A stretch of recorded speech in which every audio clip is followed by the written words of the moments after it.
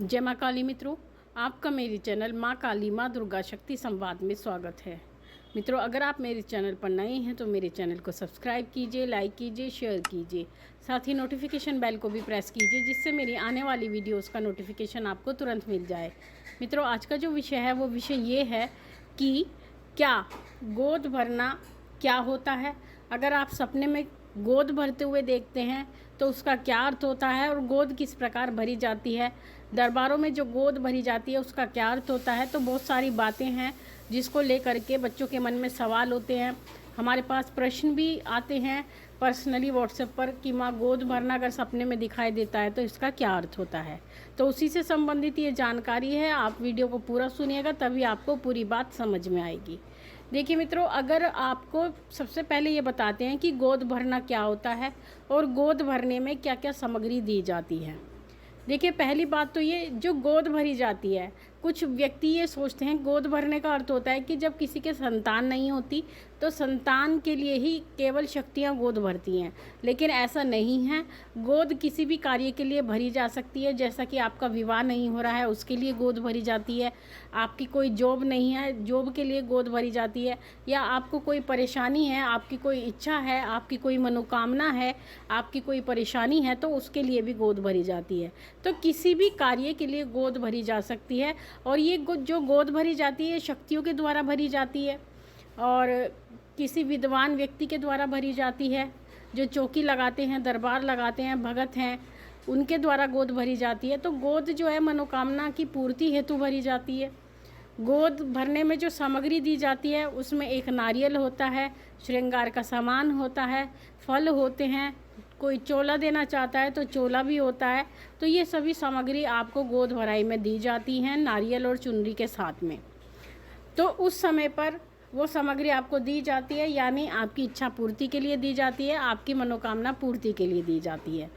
तो उसके बाद अब ये बात आती है, कुछ व्यक्ति ऐसे होते हैं जिनको स्वप्न में दिखाई देता है कि कोई महिला उनकी गोद में श्रृंगार का सामान दे रही है, कोई नारियल चुनरी दे रही है या फल दे रही है, मिठाई दे रही है। तो इस तरह का स्वप्न अगर वो देखते हैं तो हमेशा यही सोचते हैं कि क्या अर्थ है।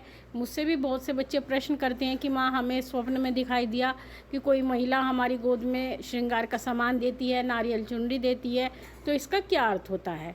देखिए, अगर आपको इस तरह का कोई भी स्वप्न दिखाई देता है कि कोई महिला आपको गोद में श्रृंगार का सामान देती है या चुनरी नारियल देती है या चुनरी दे रही है और फल दे रही है, तो इसका अर्थ है कि वो महिला, यानी महिला के रूप में आपको कोई शक्ति दिखाई देती है।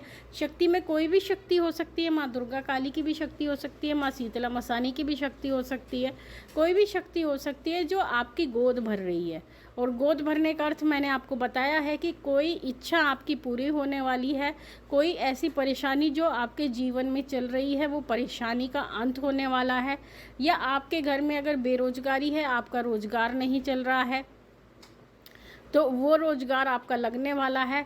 या फिर अगर आपकी शादी नहीं हो रही है, कुछ बच्चे ऐसे होते हैं जिनकी शादी नहीं हो पाती है या आयु भी बढ़ जाती है तब भी शादी का योग नहीं बन पाता है, तो अगर माँ भगवती उनको ऐसा स्वप्न देती है तो बहुत जल्दी उनकी शादी होने वाली है। कुछ बच्चे ऐसा भी स्वप्न देखते हैं कि वो उनको आलता लगाते हुए दिखाई देती है माँ, या श्रृंगार करते हुए दिखाई देती है, तो ये भी शुभ स्वप्न होता है। माँ अगर श्रृंगार कर रही है, आलता लगा रही है, तो ये भी शुभ स्वप्न होता है, आपके किसी शुभ कार्य होने का संकेत होता है।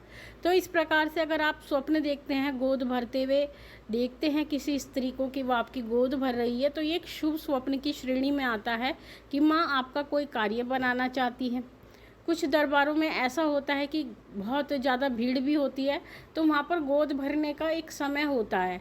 तो दरबारों में क्या होता है, कुछ तो पहले भक्त जो होते हैं पहले गोद भर देते हैं, कुछ भक्त बाद में गोद भरते हैं।